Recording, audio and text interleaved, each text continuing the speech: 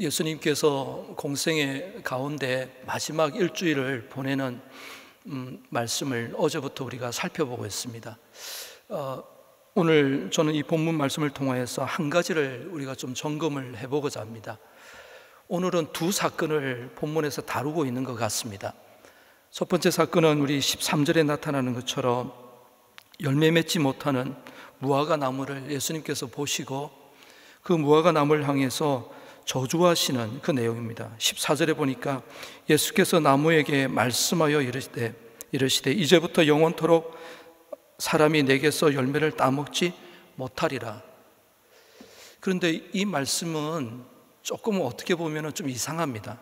여러분 13절 말씀을 다시 한번 보세요. 13절 말씀에 보게 되면 끝에 이 열매 맺지 못하는 무화과 나무는 지금 열매를 맺지 못하는 때에 있는 나무인 겁니다. 이게 주님이 열매 맺지 못하는 그 나무를 향하여서 지금 저주하는 이 모습이 어떻게 보면 좀 이해가, 어떻게 보면 말씀이 맞나 싶을 정도로 좀 그렇게 좀 보여집니다. 여러분 성경에서 선지자들을 통하여서 이런 어떤 저주와 심판의 이야기들을 나눌 때요, 과거 예언자들의 행위처럼 어떤 상징적인 의미가 여기에 담겨져 있다는 것입니다. 그 상징적인 의미가 오늘 두 번째 사건이었던 성전 청결 사건과 이어집니다. 여러분 오늘 15절을 보세요. 15절에 보니까 그들이 예루살렘에 들어가니라. 예수께서 성전에 들어가서 성전 안에서 매매하는 자들을, 그리고 돈 바꾸는 자들을, 그리고 비둘기 파는 자들의 그 상을 엎으시는 그런 장면들이 있습니다. 오늘 열매 없는, 때가 아직 아닌데도 불구하고 열매 없는 그 무화과 나무를 저주하시면서 이는 영원히 열매를 맺지 못할 것이다 말씀하시는, 여기에 대한 상징적인 의미가 바로 지금 성전과 연결이 됩니다. 예배와 연결이 됩니다. 사랑하는 성도님, 우리의 삶과 연결이 됩니다. 예수 그리스도를 믿노라 하면서 형식은, 모양은 갖추어져 있지만은 그러나 정말 그 모양에 걸맞는 그런 삶의 열매를 우리가 맺으면서 살아가고 있느냐, 그런 질문들이 오늘 던져지는 것입니다. 오늘 때가 아니지만은 이 열매 맺지 못하는 무화과 나무를 향해서 예수님께서 저주하시는 것은요, 지금 유대인들, 하나님의 선민이었던 이스라엘 백성들이 지금 그들이 하나님의 말씀을 듣고 믿음 생활을 제대로 해야 되는데, 신앙 생활을 제대로 해야 되는데 그러지 못하는 것입니다. 그것이 오늘 성전 청결 사건에 나타나는 겁니다. 여러분 여기에 흩어졌던 그 예배자들이, 유대인들이 절기에 맞춰서 예루살렘으로 모일 때 먼 곳에서 하나님 앞에 드릴 예물을 들고 옵니다. 소나 양이나 또는 형편에 따라서 비둘기나 곡식이나 이렇게 가져옵니다. 그런데 먼 길을 오다 보니까 소나 짐승들이 상하게 되는 것입니다. 그래서 예루살렘에 도착했을 때 상하지 않은 것들과 바꾸는 일들을 합니다. 이럴 때 생기는 이익들이 있습니다. 그리고 외국에서 살다가 예루살렘을 올 때 외국에서 쓰던 화폐와 우리가 말하는 환전이죠, 돈을 바꾸는 일들을 이 예루살렘 성전에서 하고 있는 것입니다. 그리고 어떻게 보면은 상한 것들을 성한 것으로 바꾸고 난 뒤에 이 상한 것들을 또 속여서 파는 일들이 지금 만민이 기도하는 집이 있던, 예배 가운데 온전히 신령과 진정을 드려야 될 그 성전 안에서 이런 일들이 일어나는 것입니다. 이것들을 보면서 오늘 예수님께서는 성전에 있는 상을 엎으시는 겁니다. 오늘 여러분 본문에 보시게 되면요, 18절을 한번 보세요. 18절에 보게 되면 대제사장들과 서기관들이 듣고 예수를 어떻게 죽일까 하고 꾀하니 이는 무리가 다 그의 교훈을 놀랍게 여김으로 그를 두려워함이러라. 여러분 환전하는 자, 매매하는 자, 비둘기를 팔아서 이익을 취하는 이 모든 사람들이 그 당시에 대제사장들과 서기관들과 엮여져 있었습니다. 그들과 짜서 모아서 그런 이익을 취했던 것입니다. 여러분 우리가 하나님을 믿노라고 하면서 지금 자기의 이익을 추구하는 그 모습들, 어떻게 보면 선한 열매를, 진짜 믿음의 열매를, 기도의 열매를, 말씀의 열매들을 맺어야 되는 그리스도인으로서 삶 가운데 하나님의 말씀을 삶으로 증명해 가야 되는 그런 사명을 가지고 살아가야 되는 그런 우리인데 세상 사람들과 별반 다를 바가 없다라는 것입니다.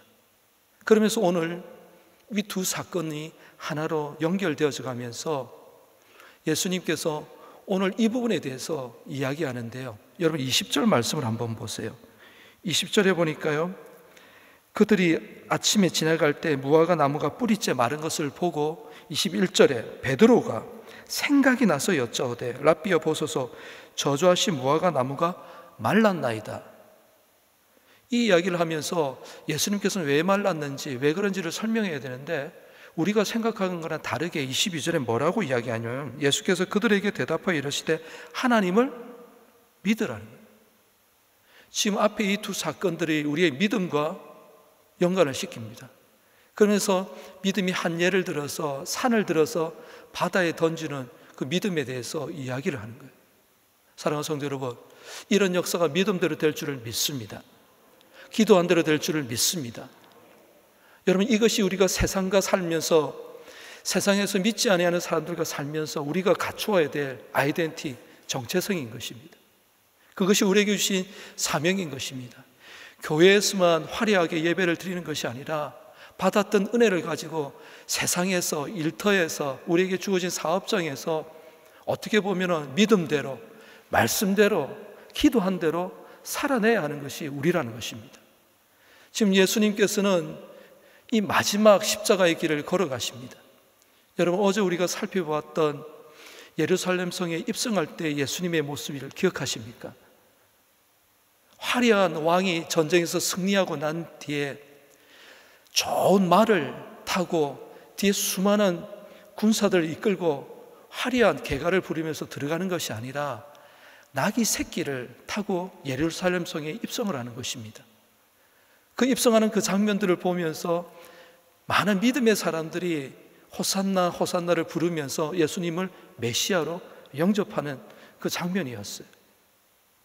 여러분, 예수님은 만왕의 왕이시고 만유의 주이십니다. 세상을 말씀으로 창조하신 분입니다. 그런데 그분이 지금 왕으로서 예루살렘 성에 입성하는 모습은요, 굉장히 초라하지 않습니까? 그런데요, 이것은 세상 사람들이 보기에 초라한 것이지만은 하나님이 보시기에는 예수님의 입장에서는 이거는 결코 초라한 것이 아니었습니다. 이것은 말씀대로 그 길을 걸어가시는 겁니다. 예언되었던 그 말씀대로 메시아가 나귀 새끼를 타고 예루살렘 성에 입성하는 것입니다. 여러분, 우리 주님은요, 이 땅에 오셨을 때 만왕의 왕이시고 만유의 주이신 그분이 하늘 영광 버리고 우리의 몸으로 이 땅에 오셔서 우리의 생사하복, 희노애락, 흥망성쇠 모든 것들 몸으로 체열하시고 그것을 짊어지시고 다시 하늘로 부활하셔서 지금도 우리를 위하여 기도하고 계시는 분이 우리 하나님인 줄을 믿습니다. 이 하나님을 저와 여러분들이 정말 사랑하고 믿노라면 우리의 삶 가운데 어느 때든지 무화과 나무는요, 건강한 무화과 나무는 1년에 한 번 아니라 2번 열매를 맺는다고 합니다. 여러분, 건강한 그리스도인이라면 정말 하나님의 말씀을 가지고 이 말씀을 가지고 나의 삶 가운데 주어진 삶의 자리에서 열매를 맺는 그리스도인이라면 여러분, 우리는 어떻게 살아가야 할까요? 상황과 형편이 여건이 달라졌다 하더라도 우리의 정체성은 하나님의 자녀가 되시기를 주의 이름으로 축원합니다. 어떠한 상황과 형편 가운데 속에서도 영접하는 자, 곧 그 이름을 믿는 자들에게는 하나님의 자녀가 되는 권세를 가지고 살아가는 줄을 믿습니다.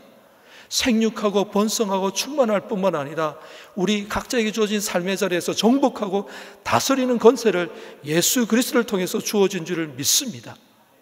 오늘 우리가 이런 믿음이 있다면 우리가 어떤 상황과 형편에 있어도 열매 맺지 못하는 것 같이 보여지는 그런 상황 가운데 있어도 오늘 말씀대로 살아가는 저와 여러분이 되시길 주의 이름으로 축원합니다.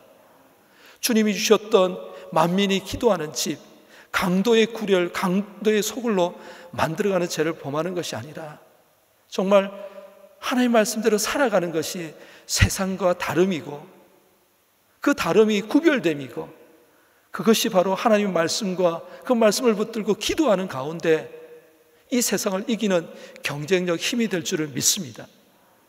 우리 주님은 그래서 낙이 타고 예루살렘 성에 입성하는 것입니다.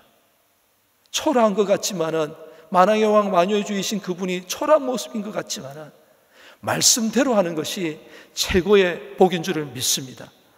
사랑하는 성도 여러분, 오늘 이 말씀을 통하여서 과연 나는 열매 맺는 그리스도인의 삶을 살고 있는가 한번 돌아보면서 정말 하나님이 찾으시는 어떤 상과 형편 가운데 속에서도 말씀대로, 믿음대로, 기도한 대로 살아가겠노라 다시 결단하며 이 아침에 하나님 힘 주옵소서, 하나님의 자녀된 건설을 가지고 살아가겠습니다 결단하면서 기도하는 이 아침이 되시기를 주의 이름으로 축원합니다. 기도하겠습니다. 하나님, 오늘도 말씀을 통하여서 깨닫게 하여 주시고 깨달은 이 말씀이 녹록치 않은 우리의 세상살이 가운데 속에서 몸부림칠 때 우리 하나님 외면하지 아니하시고 내 작은 신음에도 응답하시는 줄을 믿습니다. 이 하나님이 오늘도 나와 함께 하시는 줄을 믿습니다. 앞서서 하나님의 복을 주시기 위하여 형통의 길을 여호와의 일의 은혜로 준비해 가시는 줄을 믿습니다. 하나님, 어떠한 상과 형편 가운데 속에서 흔들리지 아니하는 굳건한 믿음을 허락하여 주옵소서. 열매 맺지 못하는 무화과 나무같이 살아가는 것이 아니라 겉만 번드리한 형식만 갖춘 자가 아니라 그것이 우리의 삶에 그대로 녹아내려 하나님의 말씀을 삶으로 증명해가는 우리 모두가 되게 하여 주옵소서. 오늘도 말씀대로 살기를 원합니다. 기도한 대로 살기를 원합니다. 하나님 말씀과 기도로 몸부림치며 살아갈 때 우리 속에 이 땅에서 천국을 맛보며 천국을 흘러보내는 우리 모두가 되게 하여 주옵소서. 하나님, 우리 교회가 그런 교회가 되기를 원합니다. 이 지역사회뿐만 아니라 이 나라와 민족, 세계 열방 가운데 구원의 방주로 주님 오시는 그날까지 세계 선교센터의 중심으로 쓰임받는 우리 포동교회 되게 하여 주옵소서. 이 중심에 목사님 세워주신 것 감사합니다. 하나님 늘 영육간에 강건하게 하여 주시고 분주하고 바쁜 일정 가운데 속에서도 더 좋은 편을 택하여 칭찬받았던 마리아처럼 우리 목사님, 하나님이 기뻐하시는, 하나님의 얼굴을 환하게 미소 짓게 만드는 하나님의 사자로 끝까지 붙들어 주옵소서. 성령 충만하게 하여 주옵소서. 영육간 강건하게 하여 주옵소서. 날마다 독수리와 날개치며 얻던 새 힘으로 함께하여 주옵소서.